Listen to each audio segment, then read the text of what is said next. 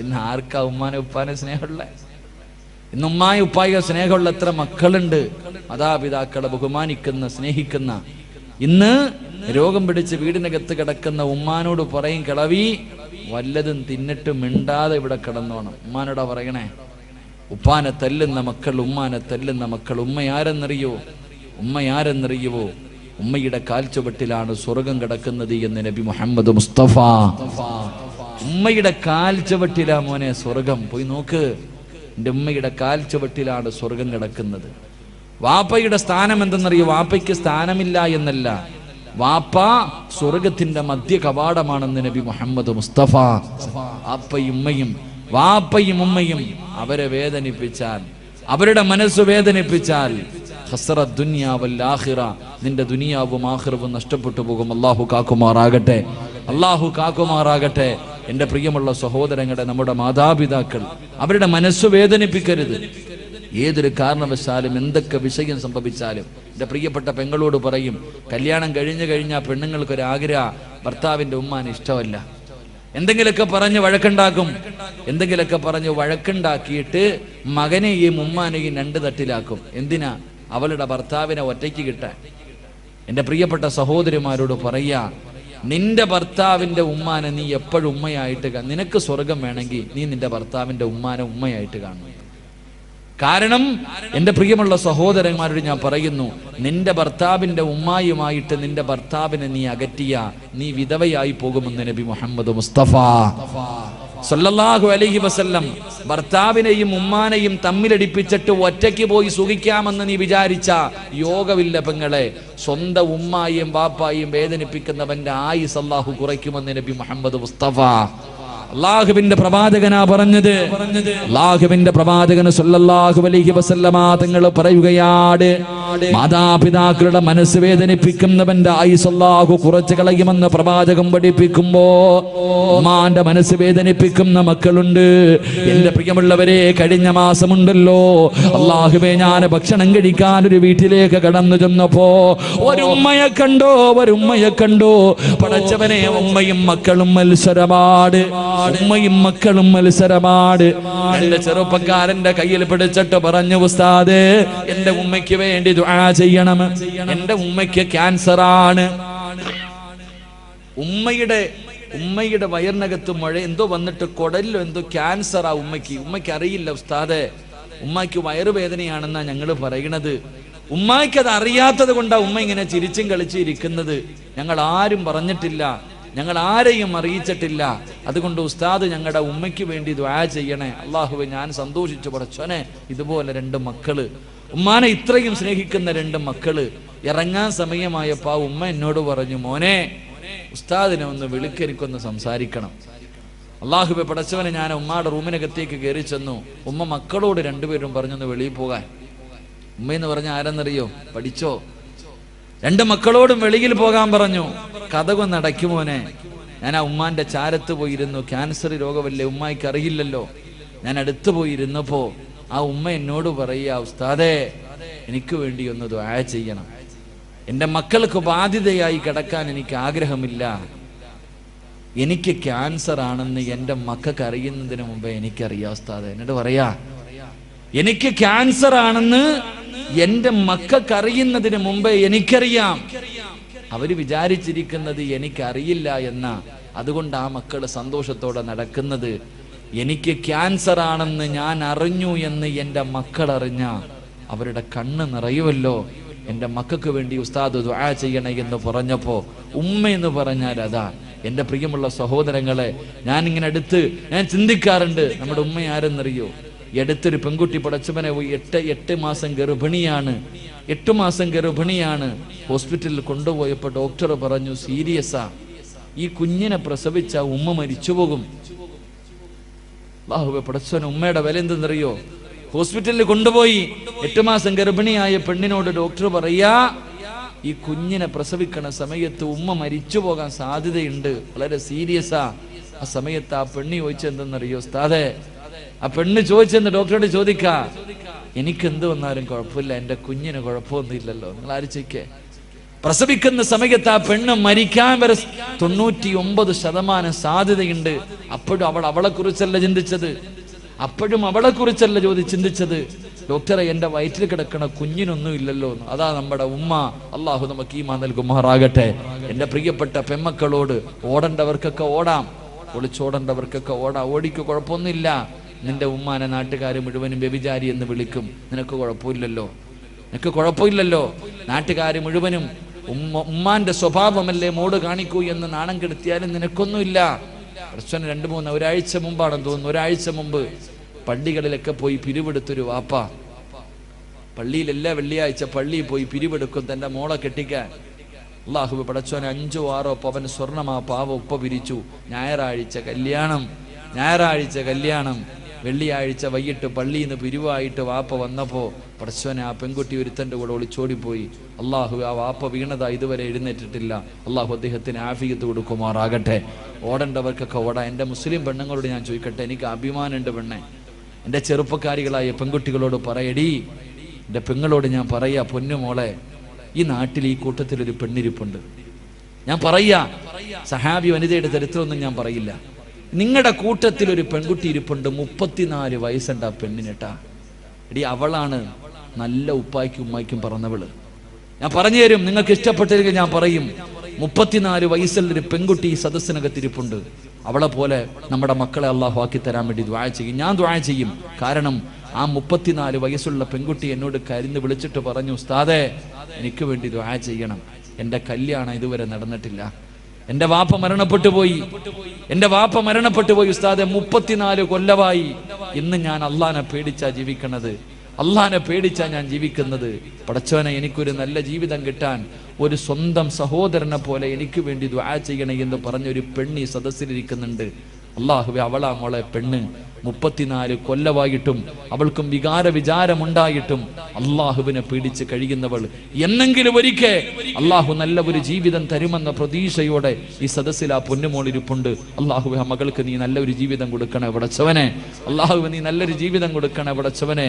മുസ്ലിം പെണ്ണെന്ന് പറഞ്ഞാൽ അങ്ങനെ, അല്ലാതെ തിന്നിട്ട് നിനക്ക് കൊഴുപ്പ് കൂടുമ്പോ, തിന്നിട്ട് എല്ലിനകത്ത് കൊഴുപ്പ് കൂറുമ്പോ പടച്ചവനെ, പടച്ച റബ്ബിന്റെ ദീനിനെ ചവിട്ടി തേച്ചിട്ട് സ്വന്തം ഉപ്പാനെ ഉമ്മാനെയും സമൂഹത്തിന്റെ മുന്നിൽ നാണം കെടുത്തിയിട്ട് പോയാ നിന്നെ അള്ളാഹു വെറുതെ വിടത്തില്ല. അള്ളാഹു നമുക്ക് ഈമാൻ നൽകി ഗ്രഹിക്കുമാറാകട്ടെ. എന്റെ പ്രിയമുള്ളവരെ, ചരിത്രം സാക്ഷിയാണ്. ഉസ്താദന്മാര് പറയും, ഇങ്ങനെയൊക്കെ പോകുന്നവള് പുഴുത്തു ചാകുമെന്ന് പറയുമ്പോ ഇവരാരടാ പറയാൻ അവകാശം? ഇവർക്ക് പറയാൻ എന്ത് അവകാശം? എന്റെ പ്രിയപ്പെട്ട പെങ്ങളെ, ചരിത്രം സാക്ഷിയാ. ഉമ്മയുടെ മനസ്സ് വേദനിപ്പിച്ചാൽ എന്റെ പ്രിയമുള്ള സഹോദരിമാരോട്, ലാഹുവേ, ഈ സദസ്സിലിരിക്കുന്ന ഏതെങ്കിലും ഒരു പെൺകുട്ടി, ലാഹുവേ, ഉപ്പയും ഉമ്മയുടെയും മനസ്സ് വേദനിപ്പിക്കുന്ന ഏതെങ്കിലും ഒരു പൊന്നുമോളോ മോനോ ഈ സദസ്സിലുണ്ടെങ്കിൽ ഈ ദുനിയാവിൽ വെച്ച് നിനക്ക് കിട്ടും പെണ്ണ്. ഈ ദുനിയാവിൽ വെച്ച് തന്നെ അള്ളാഹു നിനക്ക് ശിക്ഷ തരും പെണ്ണ്. എന്റെ പ്രിയമുള്ള സഹോദരാ, ഫദൽ എന്ന് പറയുന്ന ഒരു ചെറുപ്പക്കാരന്റെ ചരിത്രം കാണാ. ഫദൽ എന്ന് പറയുന്ന ഒരു ചെറുപ്പക്കാരനുണ്ട്. അല്ലാഹുവേ, പടച്ചവനെ, ഉമ്മ മാത്രമേ ഉള്ളൂ. ഫദൽ എന്ന് പറയുന്ന ചെറുപ്പക്കാരൻ ഒരു ദിവസം കൂട്ടുകാര് മുഴുവനും പറഞ്ഞു, ഫദലേ,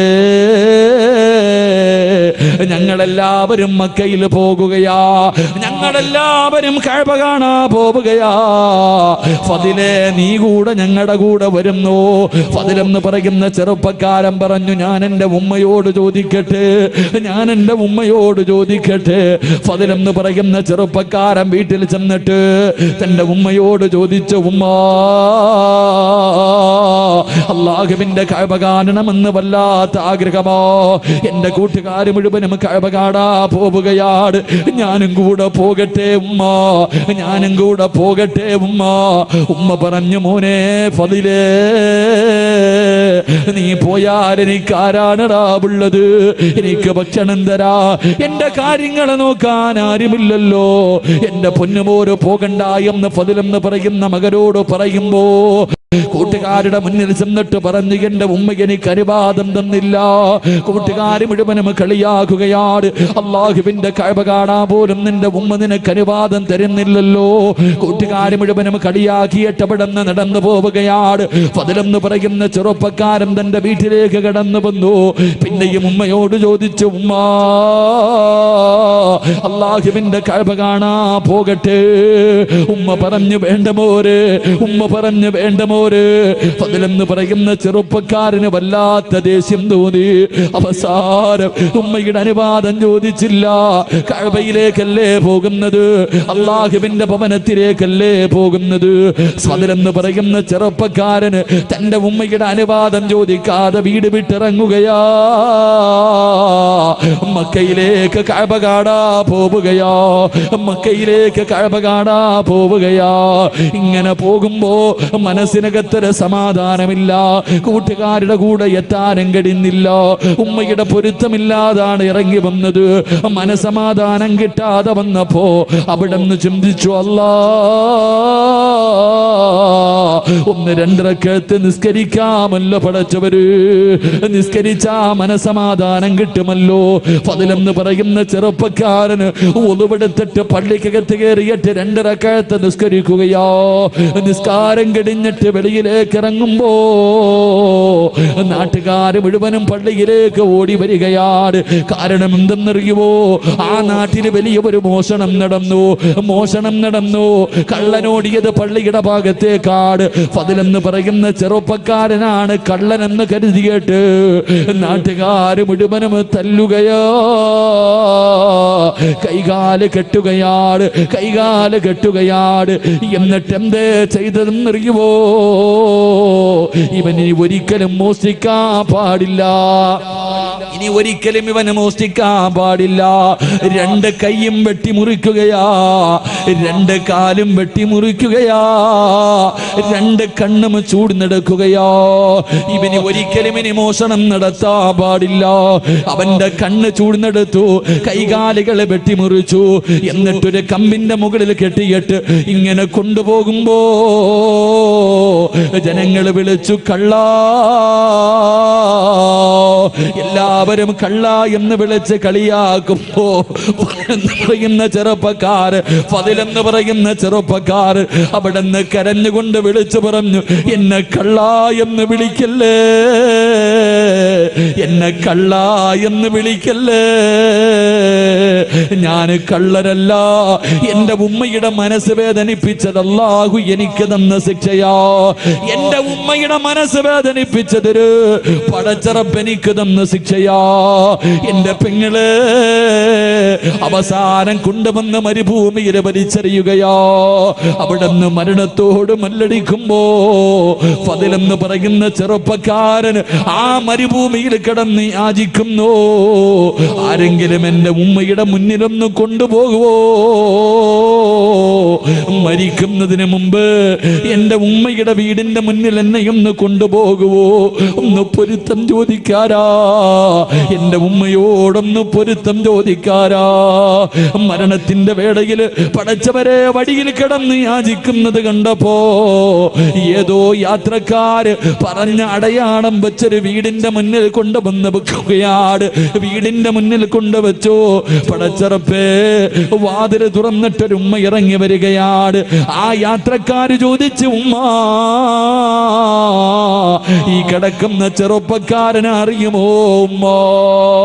ഈ ചെറുപ്പക്കാരനെ അറിയുമോ ഉമ്മ? ആ ഉമ്മ നോക്കുമ്പോ കൈയില്ലാതെ, കണ്ണില്ലാതെ, കാലില്ലാതെ രക്തത്തിൽ കുളിച്ച് കിടക്കുന്ന ഒരു ചെറുപ്പക്കാരൻ. ആരാണെന്നറിയുന്നില്ല. ആ ഉമ്മ പറഞ്ഞു, മക്കളെ, ഇതാരാണെന്ന് എനിക്കറിയില്ല എന്ന് പറയുമ്പോ തന്റെ പ്രിയപ്പെട്ട ഉമ്മയുടെ ശബ്ദം കേൾക്കുമ്പോ ഫദ്ല് വിളിക്കുന്നു, ഉമ്മ, ഞാനാണുമ്മ. ഉമ്മയുടെ മനസ്സ് വേദനിപ്പിച്ചിട്ട് മക്കയിലേക്ക് പോയ ഫളിലാ ഉമ്മോ. എനിക്കല്ലാഹു ഈ ദുനിയാവിൽ വെച്ച് തന്നെ ശിക്ഷ തന്നു എന്ന് പറയുമ്പോ എന്റെ പ്രിയപ്പെട്ട പെങ്ങള്, ഉമ്മയുടെ മനസ്സ് വേദനിപ്പിച്ചിട്ട് ഒളിച്ചോടിയവളല്ല, കണ്ടവന്റെ കൂടെ പോയവളല്ല, സിനിമയ്ക്ക് പോയവളല്ല, കറങ്ങാൻ പോയവളല്ല, കളിക്കാൻ പോയവളല്ല. അല്ലാഹുവിന്റെ വിശുദ്ധമായ കഅബ കാണാൻ പോയ ഒരു മകന് അല്ലാഹു ദുനിയാവിൽ വെച്ച് തന്നെ ഇങ്ങനെ ഒരു ശിക്ഷ കൊടുത്തു എന്ന് പ്രവാചകം പഠിപ്പിക്കുമ്പോ ഇനി പറപെങ്ങള് രക്ഷപ്പെടുവോ മോളെ, രക്ഷപ്പെടുവോ മോളെ? വാപ്പയുടെയും ഉമ്മയുടെയും കണ്ണ് നിറയിപ്പിക്കുന്ന ചെറുപ്പക്കാരാ, എന്റെ പ്രിയപ്പെട്ട പെങ്ങള്, വല്ലാഹി സത്യം രക്ഷപ്പെടൂല മോളെ, വല്ലാഹി സത്യം ഒരു കാലത്തും രക്ഷപ്പെടൂല.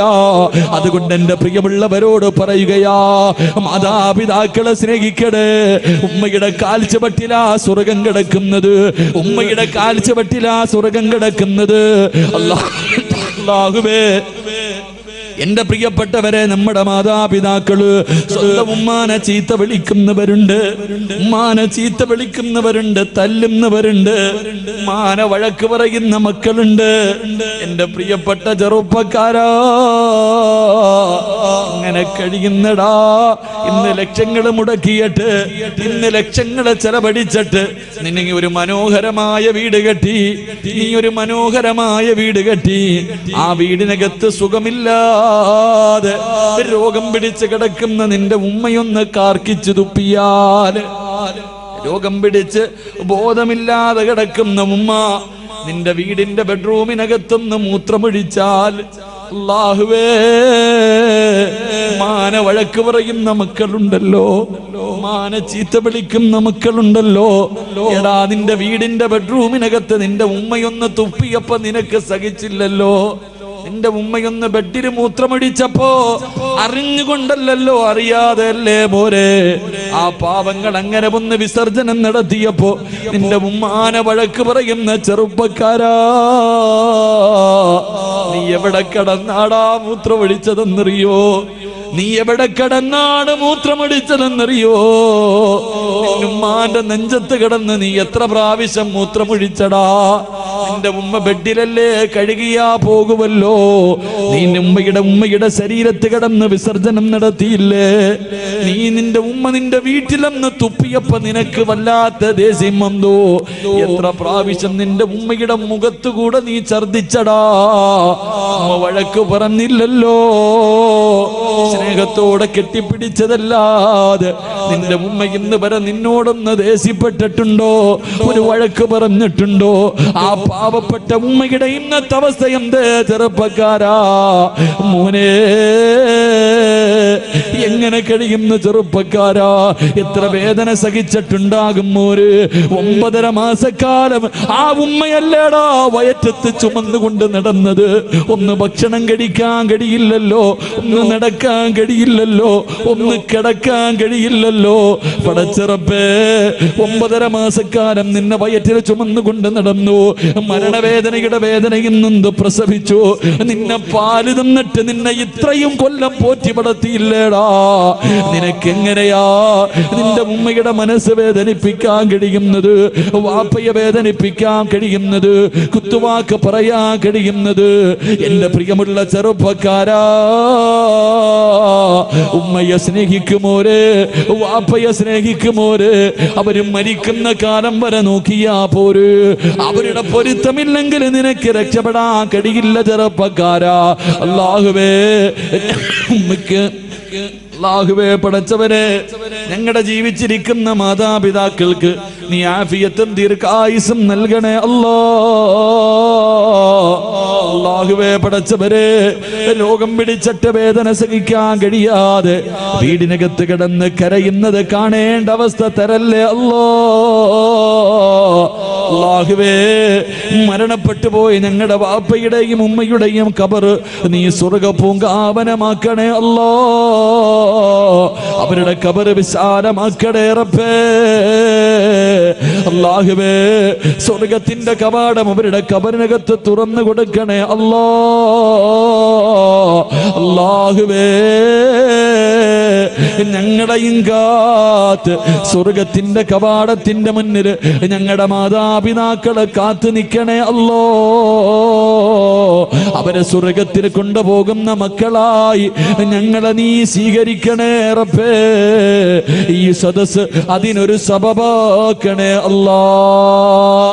സംഘാടകർ ബക്കറ്റുമായിട്ട് നിങ്ങളുടെ മുന്നിലേക്ക് വരികയാ. മനസ്സറിഞ്ഞിട്ടൊരു സദക്ക നിങ്ങൾക്ക് വേണ്ടിയല്ല, നിങ്ങൾക്ക് വേണ്ടിയല്ല, നിങ്ങൾക്ക് ജന്മം നൽകിയ നിങ്ങളുടെ വാപ്പയ്ക്കും ഉമ്മയ്ക്കും വേണ്ടി. അല്ലാഹുവേ 10-25 പെൺകുട്ടികളുടെ കല്യാണം നടത്തുന്ന സംഘാടകരാ, നിങ്ങളുടെ മുന്നിലേക്ക് വരുമ്പോ നിന്റെ ഉമ്മാനെ നിനക്ക് ഓർമ്മ വരണം, നിന്റെ ഉപ്പാനെ നിനക്ക് ഓർമ്മ വരണം. മരിച്ച് കബറിൽ കിടക്കുന്ന ആ പാവങ്ങളുടെ കബറിനകത്ത് ഇന്ന് സ്വർഗത്തിന്റെ കവാടം തുറക്കണമെന്ന ഒരു നിയത്തോടെ ഒരു ജാരിയായ സദക്ക. ബിസ്മില്ല, എല്ലാവരും കൈകൊണ്ടെടുത്തോ. ബിസ്മില്ല. സല്ലല്ലാഹു അലാ മുഹമ്മദ് സല്ലല്ലാഹു അലൈഹി വസല്ലം.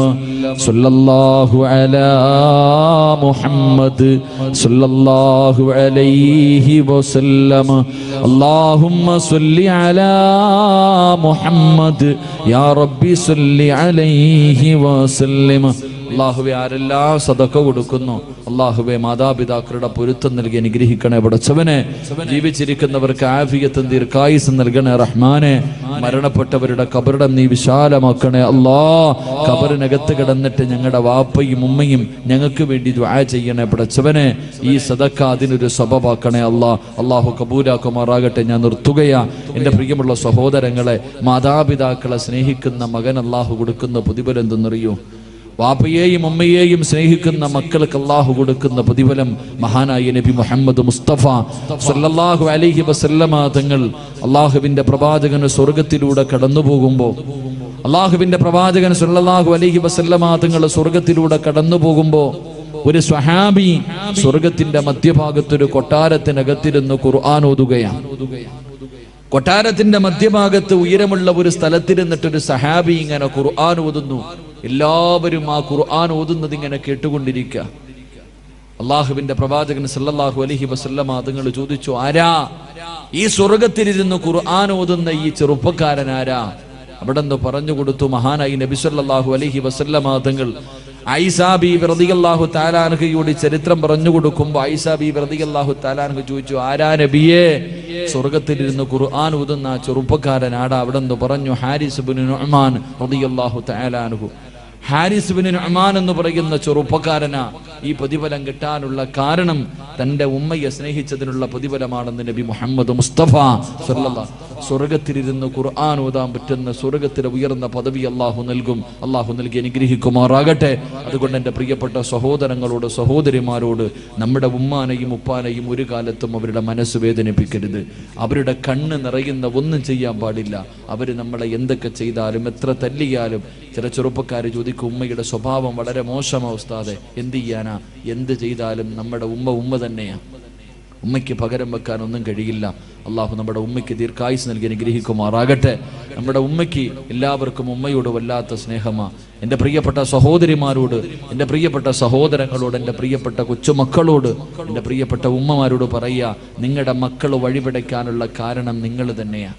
നിങ്ങളുടെ അടുത്ത് ഞാൻ വയലിന് വന്നപ്പോൾ ഒരു കുട്ടിയെ വളർത്താനുള്ള വഴികൾ മുഴുവനും ഞാൻ പറഞ്ഞു തന്നു. അവിടെ നിന്ന് 10 മണിക്ക് വയൽ അവസാനിപ്പിക്കേണ്ടി വന്നു. എങ്ങനെ ആദ്യം ദുആ ചെയ്യണം, നല്ല പെണ്ണിന്റെ വയറ്റിലെ നല്ല മക്കൾ പിറക്കൂ. വിവാഹത്തിന് മുമ്പുള്ള കുറേ കാര്യങ്ങൾ പറഞ്ഞു. പ്രസവം വരെ ഞാൻ പറഞ്ഞിട്ടാണ് നിർത്തിയത്. പക്ഷെ ഒരു കാര്യം പറയാനുള്ള സമയം അവിടെ കിട്ടിയില്ല. എൻ്റെ പ്രിയമുള്ള സഹോദരങ്ങളെ, ഈ അടുത്തുള്ള കാര്യങ്ങൾ നിങ്ങൾ ചിന്തിച്ചു നോക്ക്. 9ാം ക്ലാസ്സിൽ പഠിക്കുന്ന ഒരു പെൺകുട്ടി, 9ാം ക്ലാസ്സിൽ പഠിക്കുന്ന ഒരു പെൺകുട്ടി ബാത്റൂമിനകത്ത് രാവിലെ സ്കൂളിൽ പോകുന്നതിന് മുമ്പ് ബാത്റൂമിനകത്ത് കയറിയിട്ട് വാതിൽ തുറക്കണില്ല. കുറേ സമയമായി വാതിൽ തുറക്കണില്ല. ഉമ്മ സംശയം തോന്നിയിട്ട് ചെന്ന് നോക്കുമ്പോൾ പടച്ചവനെ സെൽഫി എടുക്കുക. ബാത്റൂമിനകത്ത് നിന്നിട്ട് നല്ല ശബ്ദം കേൾക്കുന്നു. വാതിൽ ഉമ്മ ചവിട്ടി തുറന്നു.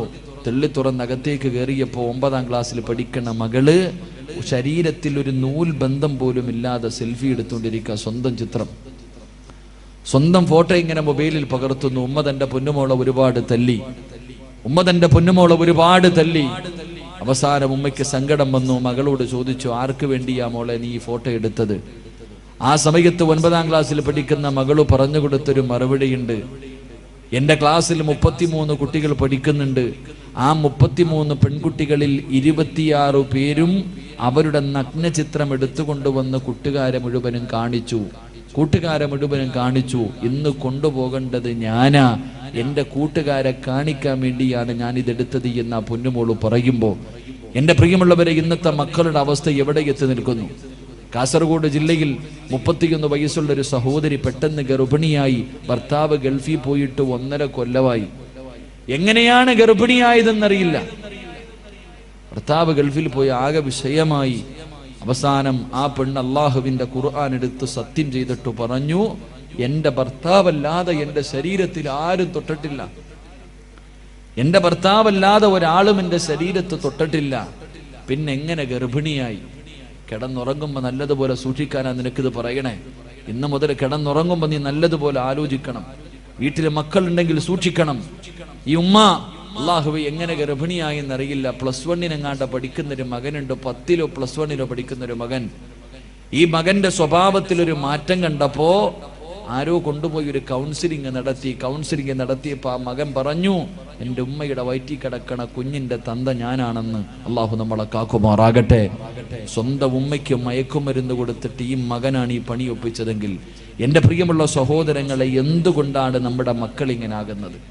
എല്ലാ വാപ്പമാർക്കും പരാതിയാ, ഉസ്താദെ ഞാൻ പറഞ്ഞ അനുസരിക്കില്ല, മുടിവെട്ടുന്നില്ല, അവൻ നിസ്കരിക്കുന്നില്ല, ഖുർആൻ ഓതുന്നില്ല, എത്ര നല്ല കാര്യം പറഞ്ഞാലും ചെയ്യണില്ല, അവൻ എന്നെ ചീത്ത വിളിക്കുന്നു, എന്നെ ബഹുമാനിക്കുന്നില്ല, പരാതി പറയുന്നല്ലോ. എന്തേ അതിൻ്റെ കാരണമെന്നറിയൂ? നിങ്ങളുടെ മക്കൾ വഴിപിടച്ചു പോകാനുള്ള കാരണം, നാട്ടുകാരൊരു പഴഞ്ചൊല്ല് പറയാറുണ്ട്, കുഞ്ഞിലെ ശീലം അവസാനം വരെ ഉണ്ടാകുമെന്ന്. എൻ്റെ പ്രിയപ്പെട്ട സഹോദരങ്ങളോട് പറയുന്നു, നിങ്ങളുടെ വീട്ടിൽ ചെറിയ മക്കളുണ്ടെങ്കിൽ, പ്രായപൂർത്തിയാകാത്ത ചെറിയ കുട്ടികൾ നിങ്ങളുടെ വീട്ടിലുണ്ടെങ്കിൽ നിങ്ങൾ നല്ലതുപോലെ സൂക്ഷിക്കണം. ചെറിയ മക്കൾ നിങ്ങളുടെ വീട്ടിലുണ്ടെങ്കിൽ നിങ്ങൾ പറയും, ഉസ്താദേ കുട്ടിയല്ലേ, കുഞ്ഞല്ലേ, അവനൊന്നും അറിയില്ല എന്നാ നമ്മൾ വിചാരിക്കണേ. എൻ്റെ പ്രിയമുള്ളവരെ, അള്ളാഹുവിന്റെ വിശുദ്ധമായ ഖുർആൻ പറഞ്ഞു, 3 സമയങ്ങളിൽ പ്രായപൂർത്തിയാകാത്ത മക്കൾ ഉമ്മയുടെയും വാപ്പയുടെയും ബെഡ്റൂമിൽ കിടക്കണമെങ്കിൽ അനുവാദം ചോദിക്കണമെന്ന് അള്ളാഹുവിന്റെ വിശുദ്ധ ഖുർആൻ. 3 സമയം. സ്വന്തം ഉപ്പാന്റെ ഉമ്മാന്റെ റൂമിൽ കയറണമെങ്കിൽ അനുവാദം ചോദിക്കണം. പ്രായപൂർത്തിയാകാത്ത കൊച്ചുമക്കൾ, 9 വയസ്സിന്റെ താഴെ പ്രായമുള്ള കുട്ടികൾ, 3 അവസരത്തിൽ 1ാമത്തെ അവസരം സുബഹിക്ക് മുമ്പുള്ള സമയം, നട്ടുച്ച സമയം, ഇശായിക്ക് ശേഷമുള്ള സമയം. ഈ 3 സമയത്തും ഉമ്മയുടെയും ബാപ്പയുടെയും ബെഡ്റൂമിലേക്ക് മക്കൾ കയറാൻ പാടില്ല, അനുവാദം ചോദിക്കണം. കാരണം സുബഹിക്ക് മുമ്പുള്ള സമയം ഉമ്മയും ബാപ്പയും നല്ല ഉറക്കത്തിലാ. ഉമ്മയുടെ ഔറത്ത് തുറന്നു കിടക്കാം, വാപ്പയുടെ ഔറത്ത് തുറന്നു കിടക്കാം. ചെറിയ കുട്ടി ഓടി ചെല്ലുമ്പോ ഉമ്മയുടെ ഔറത്ത് കണ്ട ആ മകന്റെ മനസ്സിന്റെ ഉള്ളിൽ അത് പതിയും, അവൻ തലതിരിഞ്ഞു പോകാൻ അത് കാരണമാകും. സ്വന്തം വാപ്പയുടെ ഔറത്ത് 8 വയസ്സുള്ള മകള് കണ്ടാൽ, 7 വയസ്സുള്ള മകള് കണ്ടാൽ അവരുടെ മനസ്സിന്റെ ഉള്ളിലേക്ക് അതിന് ചിന്ത, ഭാവിയിൽ അത് ബാധിക്കാൻ സാധ്യതയുണ്ട്. അതുകൊണ്ട് അള്ളാഹുവിന്റെ ഖുർആൻ പറഞ്ഞു, സ്വന്തം വാപ്പയുടെയും ഉമ്മയുടെയും ഔറത്ത് പോലും മക്കള് കാണാൻ പാടില്ല എന്ന് ഖുർആൻ പഠിപ്പിക്കുമ്പോൾ നിങ്ങൾ എന്തേ ചെയ്യണത്? ഇന്ന് നിങ്ങൾ ഇംഗ്ലീഷ് പടം കാണുന്നത് ഒരുമിച്ചിരുന്നല്ലേ? വാപ്പായും ഉമ്മായും മക്കളും കൂടെ ഒരുമിച്ചിരുന്നിട്ട് ഇംഗ്ലീഷ് പടം കാണുന്ന കാലം, അരപ്പാവാടയിട്ട് ആടുന്ന പെണ്ണിന്റെ ആട്ടം കാണുന്ന കാലം. പിന്നെ ഓടിയില്ലെങ്കിലല്ലേ കുഴപ്പമുള്ളൂ. അള്ളാഹു ഈമാൻ നൽകുമാറാകട്ടെ.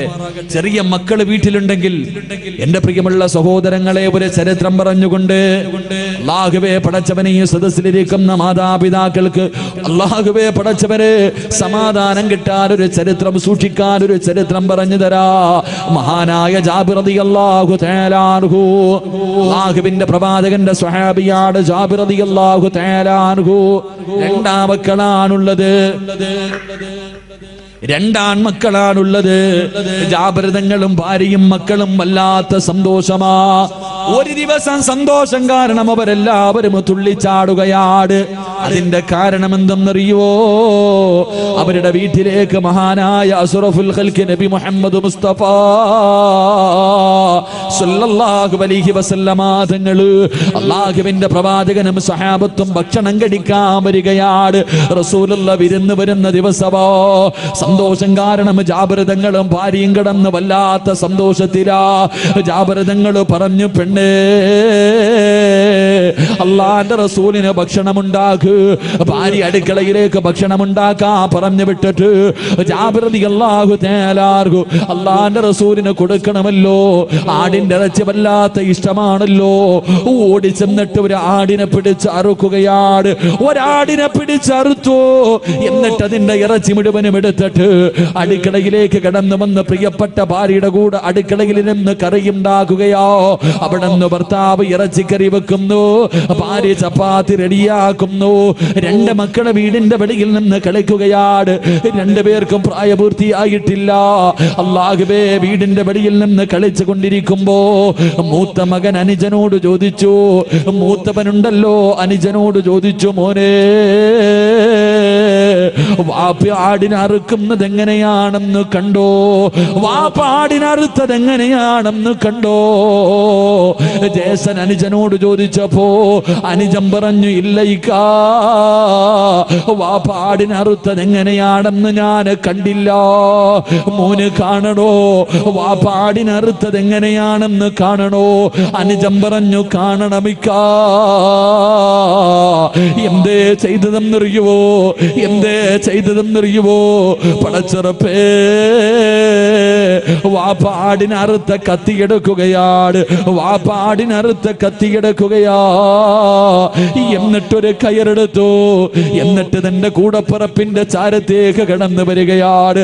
വാപ്പ ആടിന്റെ കൈകാല് കെട്ടിയതുപോലെ അനുജന്റെ കൈകാല് കെട്ടുകയാ. എന്നിട്ട് വാപ്പാടിന്റെ കഴുത്ത് തിരിച്ചു വെച്ചതുപോലെ തന്റെ സഹോദരന്റെ കഴുത്തിങ്ങനെ തിരിച്ചു വെക്കുകയാണ്. എന്നിട്ട് വാപ്പാടിന്റെ കഴുത്തിലെ കത്തി വെച്ചറുത്തല്ലോ. ആ കത്തി എടുത്തിട്ട് തന്റെ പൊന്നാര അനുജന്റെ കഴുത്തിൽ വെച്ചിട്ടറുക്കുകയാ. സുബ്ഹാനല്ലാഹ്, തന്റെ അനുജന്റെ കഴുത്തറ്റു പോവുകയാണ്. അല്ലാഹുവേ, മരണവ് പ്രാണത്തിൽ കിടന്ന് പിടയുകയാണ്. തന്റെ പൊന്നാര അനുജനുണ്ടല്ലോ, അല്ലാഹുവേ, മരണത്തോട് മല്ലടിക്കുന്നത് കണ്ടപ്പോ, അവിടെ കിടന്ന് കൈകാലുകൾ ഇട്ടടിക്കുന്നത് കണ്ടപ്പോ കയ്യിലിരുന്ന് കത്തിയെടുത്ത് വലിച്ചെറിഞ്ഞിട്ട് ഈ പൊന്നുമോനോടുകയാ. അല്ലാഹുവേ, തന്റെ പൊന്നാര അനുജന് പിടഞ്ഞു പിടഞ്ഞു മരിക്കുന്നത് കണ്ടപ്പോ പേടിച്ച് ഈ പൊന്നുമോനോടുകയാണ്. അല്ലാഹുവേ, ഉയരമുള്ള സ്ഥലത്തേക്ക് ഓടിക്കേറുകയാ. ഉയരമുള്ള സ്ഥലത്തേക്ക് ഓടിക്കേറുമ്പോ അവന്റെ കാല് തെറ്റിയിട്ട് താഴെ വീഴുകയാ. വീഴുന്ന അവസരത്തില് ആ പൊന്നുമകന്റെ തലപൊരു കല്ലിലടിച്ചിട്ട് അവന്റെ തല പൊട്ടിയിട്ട് തലച്ചോറ് തിറയ്ക്കുകയാണ്. അവന്റെ തലച്ചോറ് തിറയ്ക്കുകയാ. അവിടെ കിടന്നിട്ടൊന്ന് കരയാ, ഒന്ന് വിളിക്കാൻ പോലെ കഴിഞ്ഞില്ല. ആ പൊന്നുമോന്റെ തല പൊട്ടിയിട്ട് അവിടെ കിടന്ന് രക്തമൊലിച്ചവനും മരണപ്പെടുകയാ. രണ്ട് മക്കള് വീടിന്റെ വെളിയിൽ മരിച്ചു കിടക്കുന്നു. ഭാര്യയും ഭർത്താവും ഒന്നും അറിയാതെ അടുക്കളയിൽ നിന്ന് ഭക്ഷണം വെക്കുകയാണ്. അവസാനം നെയ്തീർന്നു പോയി. ജാബിർ തങ്ങളുടെ ഭാര്യയുണ്ടല്ലോ, നെയ്വാങ്ങുന്നതിന് വേണ്ടി വീടിന്റെ വെളിയിലേക്ക് കടന്നു വരികയോ. നെയ്വാങ്ങുന്നതിന് വേണ്ടി വീടിന്റെ വെളിയിലേക്ക് കടന്നു വരുമ്പോ സുബ്ഹാനല്ലാഹ്, ഒരു ഉമ്മ കാണാൻ കഴിയാത്ത കാഴ്ചയല്ലേ. രണ്ടാമത്തെ പൊന്നുപോര് തലവേറെ ഉടല് വേറ് പടച്ചവരെ മരിച്ചു കിടക്കുന്ന ഒരു രംഗമോ ആർക്കാ താകാൻ കഴിയോ? ഏതുമ്മയ്ക്കാ താകാൻ കഴിയോ? എന്തേ സംഭവിച്ചതെന്നറിയില്ലോ. തന്റെ പൊന്നാര മകന്റെ മയ്യത്തിന്റെ മുന്നിലിരുന്നിട്ട് പ്രിയപ്പെട്ട ഭാര്യ കരയുകയാ. അവൾ ഈമാനുള്ളവളാ. അല്ലാഹുവേ, അവിടെ ഇരുന്ന് ചിന്തിച്ചുറപ്പേ, എന്റെ ഭർത്താവിനോട് പറയാ പാടില്ലല്ലോ, എന്റെ ഭർത്താവ് ഇതറിയാ പാടില്ലോ, എന്റെ മകൻ മരിച്ചത് ഭർത്താവ് അറിയാ പാടില്ല. കാരണം അല്ലാഹുവിന്റെ റസൂൽ ഇന്ന് ഭക്ഷണം കഴിക്കാ വരുന്ന ദിവസമോ ഇത് മരണവീടാകാ പാടില്ല. റസൂലുള്ള പോയതിന് ശേഷമേ എന്റെ ഭർത്താവ് ഇതറിയാ പാടുള്ളൂ. പടച്ച റബ്ബേ, തന്റെ പൊന്നുമോന്റെ മയ്യത്തെടുത്തിട്ട് മാറ്റിക്കിടത്തുകയാണ്. ഒരു തുണിയെടുത്ത് പുതച്ചു തന്റെ പൊന്നാര മകന്റെ മയ്യത്തിങ്ങനെ മറച്ചു വെച്ചിട്ട് അവിടെ നിന്ന് മുന്നോട്ട് നടക്കുമ്പോ അതാ കിടക്കുന്നു തന്റെ മൂത്തമോര്. തലച്ചോറ് പൊട്ടിച്ചിതറി കിടക്കുകയാണ്. അവനും മരിച്ചു കിടക്കുകയാ. തന്റെ പൊന്നാര അനുജന്റെ കൂടെ ആ പൊന്നുമോന്റെ മയ്യത്തും കൊണ്ടുവന്ന് കിടത്തുകയാണ്. രണ്ടുപേരെയും ഒരുമിച്ച് കിടത്തിയിട്ട് തുണിയെടുത്ത് മറച്ചിട്ട് അല്ലാഹുവേ വീടിനകത്തേക്ക് കടന്നു ചെല്ലുകയാ. തന്റെ പ്രിയപ്പെട്ട ഭാര്യയുടെ കണ്ണ് നിറഞ്ഞിരിക്കുന്നത് കണ്ടപ്പോ ജാബിർ തങ്ങൾ ചോദിച്ചു, പെണ്ണേ എന്തേ പറ്റിയത്? അവളെന്ന് പറഞ്ഞൊന്നുമില്ല, തീയുടെ ചുവട്ടിലിരിക്കുകയാണല്ലോ, ഭർത്താവിനോട് പോലും പറഞ്ഞില്ല. അവസാനം എന്റെ പ്രിയമുള്ളവര് അതാ വരുന്നു അസ്റഫുൽ ഖൽഖ് നബി മുഹമ്മദ് മുസ്തഫ സല്ലല്ലാഹു അലൈഹി വസല്ലമ തങ്ങള് അല്ലാഹുവിന്റെ റസൂൽ കടന്നു വരികയാണ്. പ്രവാചകൻ ഇങ്ങനെ കടന്നു വരുമ്പോ റൂഹുൽ അമീൻ മലക്ക് ജിബ്രീൽ അലൈഹിസ്സലാം ഇറങ്ങി വരികയാണ്. അവിടെ വന്നിട്ട് പറയുന്നു, നബിയേ പോകുന്ന വീട്ടില് 2 കുട്ടികളുണ്ട് നബിയേ. ഭക്ഷണം കഴിക്കുന്ന സമയത്ത് ഭക്ഷണം കഴിക്കാനിരിക്കുമ്പോ ആ മക്കളെ കൂടെ വിളിച്ചിരുത്തിയട്ടെ ഭക്ഷണം കഴിക്കാ പാടുള്ളൂ. ജിബ്രീൽ വന്ന് പറഞ്ഞിട്ട് പോവുകയാണ്. അല്ലാഹുവിന്റെ റസൂൽ വീടിന്റെ മുന്നിൽ വന്നു. അവിടെ നിന്ന് സലാം പറഞ്ഞു. വീടിനകത്ത് കയറി ജാബിർ റളിയല്ലാഹു തആല കഴിക്കുന്നതിന് വേണ്ടി ഭക്ഷണം എടുത്തു വെച്ചു. കഴിക്കാ സമയമായപ്പോ അല്ലാഹുവിന്റെ റസൂൽ ചോദിച്ചു, ജാബിറേ മക്കളെവിടെ ജാബിറ്? അവരെ കൂടെ വിളിക്ക് ജാബിറ്, ഒരുമിച്ചിരുന്ന് ഭക്ഷണം കഴിക്കാ ജാബിറ്. ജാബിർ തങ്ങൾക്ക് വല്ലാത്ത സന്തോഷമായി. എന്റെ മക്കൾ എത്ര വലിയ ഭാഗ്യവാന്മാരാ, അല്ലാഹുവിന്റെ റസൂലിന്റെ കൂടെ ഇരുന്ന് ഭക്ഷണം കഴിക്കാ ഭാഗ്യമുണ്ടല്ലോ. അവിടെ നിന്ന് വിളിച്ചു, പെണ്ണ് മക്കളെ റസൂലുള്ള വിളിക്കുന്ന വിളിച്ചു കൊണ്ടുവാ. ജാബിർ തങ്ങളുടെ ഭാര്യയുടെ ഹൃദയത്തിനകത്ത് ഹൃദയം പൊട്ടുന്നത് പോലെയാണ് വാർത്ത കേട്ടത്. അവിടെ നിന്ന് പറഞ്ഞില്ല, അല്ലാഹുവിന്റെ റസൂലിനോട് ഭക്ഷണം കഴിക്കാ പറ. ജാബിർ തങ്ങൾ പറഞ്ഞില്ല, പെണ്ണേ മക്കളെ വിളിക്ക്. രണ്ടാമതും പറഞ്ഞു, റസൂലുള്ളയോട് ഭക്ഷണം കഴിക്കാ പറ. മൂന്നാമതും ജാബിർ തങ്ങളെ വിളിക്കാ പറഞ്ഞു. എന്നിട്ടും വിളിക്കാതെ വന്നപ്പോ വല്ലാത്ത ദേഷ്യം വന്നു. തന്റെ പ്രിയപ്പെട്ട ഭാര്യയോട് ദേഷ്യപ്പെടുകയാ. റസൂലുള്ളാഹിന്റെ കൂടെ ഇരുന്ന് എന്റെ മക്കൾക്ക് ഭക്ഷണം കഴിക്കാൻ അവസരം കിട്ടുമ്പോ നീ എന്തിനാണ് തടസ്സം നിൽക്കുന്നത്? അവിടെ നിന്ന് വഴക്ക് പറഞ്ഞപ്പോ സഹികെട്ടിട്ട് തന്റെ പ്രിയപ്പെട്ട ഭർത്താവിന്റെ കയ്യിൽ പിടിച്ച് വീടിന്റെ വെളിയിലേക്ക് കൊണ്ടുപോയി മറച്ചിട്ടിരിക്കുന്ന മറയങ്ങു മാറ്റുമ്പോ സുബ്ഹാനല്ലാഹ്, ജാബിർ തങ്ങൾ മക്കളുടെ മയ്യത്തിന്റെ മുന്നിൽ തളർന്നു വീഴുകയാ.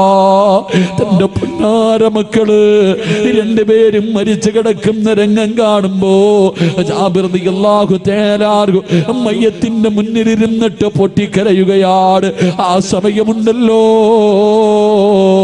ജാബിർ തങ്ങളുടെ പ്രിയപ്പെട്ട ഭാര്യ, അല്ലാഹുവിനെ പേടിയുള്ള പെണ്ണ്, ഈമാനുള്ള പെണ്ണ്, ദീനിനെ കുറിച്ച് അറിവുള്ള പെണ്ണ്, തന്റെ പ്രിയപ്പെട്ട ഭർത്താവ് തന്റെ മക്കളുടെ മയ്യത്തിന്റെ മുന്നിലിരുന്ന് കരയുമ്പോ തലയില് കൈവച്ചിട്ട് അവിടെ നിന്ന് ചോദിച്ചു, ജാബിറേ കരയുകയാണോ ജാബിറ്? കരയുകയാണോ ജാബിറ്? ഇത് അല്ലാഹുവിന്റെ പരീക്ഷണമാ. തോറ്റുകൊടുക്കല്ലേ, തോറ്റുകൊടുക്കല്ലേ. ഇത് പടച്ച റബ്ബിന്റെ പരീക്ഷണമാ ജാബിറ്. നമ്മുടെ വീടിനകത്തിരിക്കുന്നതാരെന്നറിയുവോ?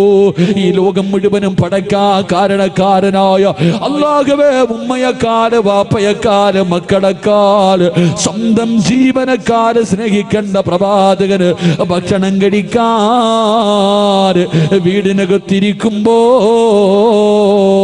സ്വന്തം മക്കളുടെ മയ്യത്തിന്റെ മുന്നിലിരുന്ന് കരയുകയാണോ ജാബിറേ?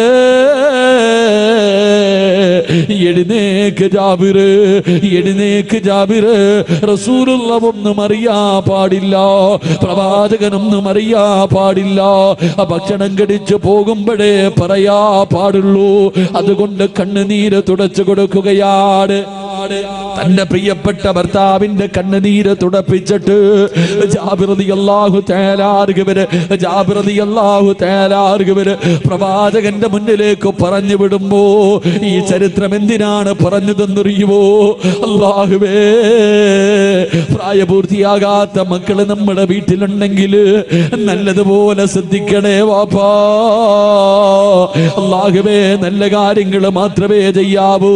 വാപ്പ നിസ്കരിക്കുന്നത് കണ്ടു വളർന്ന മക്കൾ ഒരിക്കലും അല്ലാഹുവേ അഹങ്കാരിയാവൂല, ധിക്കാരിയാവൂല.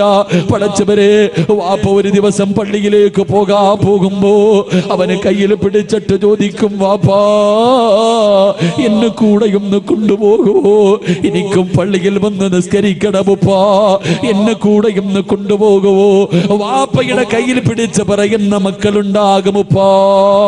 എന്റെ പ്രിയപ്പെട്ട പെങ്ങളെ, എന്റെ പ്രിയപ്പെട്ട പെങ്ങളെ, നീ നിസ്കരിച്ച് ഖുർആൻ ഓതുന്നത് കണ്ടു വളർന്ന മക്കള്, അവള് നിന്റെ കൂടെ ഇരിക്കുമ്പോള് അവളും ഖുർആൻ ഓതും, അവളും നിസ്കരിക്കും, അവളും നല്ല കാര്യം ചെയ്യും. പടച്ചവര്, ഏതെങ്കിലും ഒരു ചെറുപ്പക്കാരൻ എന്ന് വിളിക്കുമ്പോ അവള് പറയുമടാ ചെറുപ്പക്കാരാ,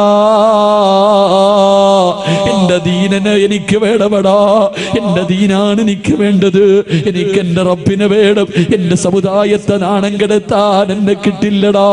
എത്ര കൊല്ലം നീ എന്റെ പുറകെ നടന്നാൽ എന്നെ വഴിപിടപ്പിക്കാൻ കഴിയില്ലടോ.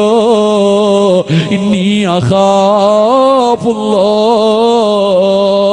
എനിക്ക് പടച്ച റബ്ബിനെ പേടിയാടാ. അങ്ങനെ പറയുന്നവര് മക്കള് നമുക്ക് വേണ്ടി. അതുകൊണ്ട് എന്റെ പ്രിയമുള്ളവരോട് പറയുകയാ, ആദ്യം നന്നാകേണ്ടത് വാപ്പയും ഉമ്മയുമാ, ആദ്യം നന്നാകേണ്ടത് വാപ്പയും ഉമ്മയുമാ. നിങ്ങളെ കണ്ടാണ് മക്കള് വളരുന്നത്, നിങ്ങളെ കണ്ടാണ് മക്കള് പ്രവർത്തിക്കുന്നത്. അതുകൊണ്ട് എന്റെ പ്രിയമുള്ളവരോട് വാഴ്ന്നു നിർത്തുകയാ.